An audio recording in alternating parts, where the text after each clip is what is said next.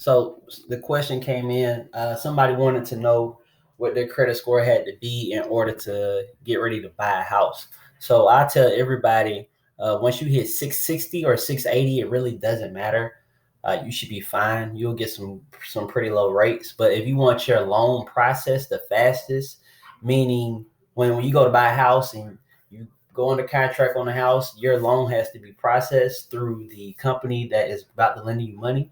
And the lower your credit score, the longer it takes to fucking process the loan. So if your credit score is a fucking 600 or 620, then it's going to take around like 40, 45 days in order for you to close on a house, which will hurt your chances of even getting a house in the first place. Because when somebody wants to sell a house, right, they don't want to wait 40, 45 days to sell the fucking house. Because the longer you wait, the more likely it is that the buyer won't get financing to buy the house.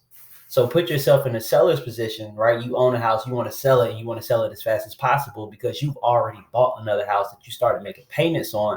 You want to close with somebody who you know is guaranteed, right? Guaranteed to close on your house, and you don't have to wait 45 days, or the financing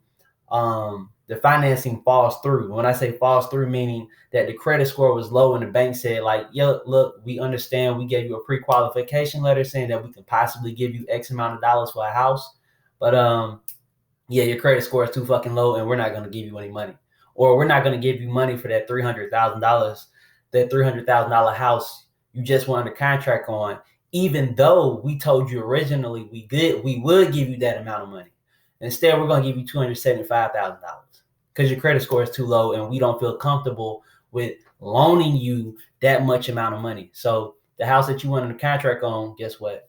You gotta like drop that contract. You need to drop price, which the owner of the house is never going to drop price, or you need to just find another house for a cheaper amount. And it typically takes around like 35, 40 days for you to even find that shit out.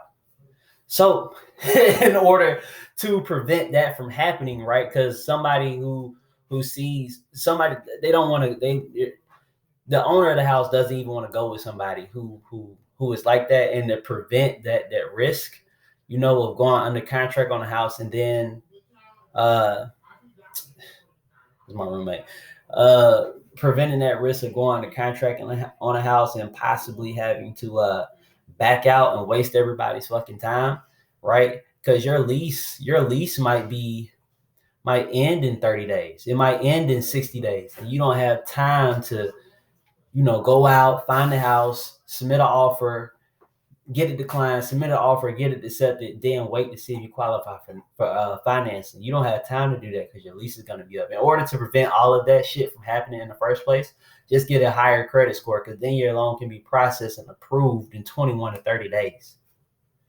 Significantly better. And you have a higher chance when they give you a pre-qualification letter saying, look, we can possibly give you $300,000 for this house. You have a extremely high chance, like a 99.9% chance of them sticking with that. And instead of, because just because they say give you a pre-qualification letter, say we can possibly do this for you, doesn't mean they can always do it for you. Your credit score is too low, that amount is going to drop. Probably drops around like 60% of the time. So in order to prevent that from happening, just go ahead and get a 680 or a 660. But if you want to prevent it from happening altogether, go ahead and work for that 700 credit score, which is what we're all here to do. You're in this coaching group specifically to get a 700 plus credit score. So that's today's video. If y'all got any questions, leave in the comment section, DM me on Instagram. And if you don't have my Instagram, it should be in the description of this video. It's at JulianCulver.realtor. And yeah, that's the video. If you got questions, leave a comment down there.